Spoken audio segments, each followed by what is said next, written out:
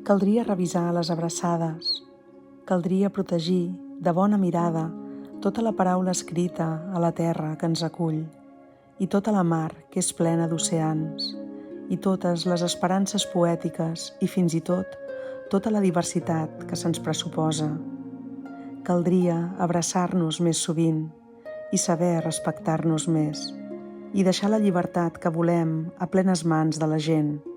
tot a plenes mans de qui estima tendrament sense reprimir-nos mai més.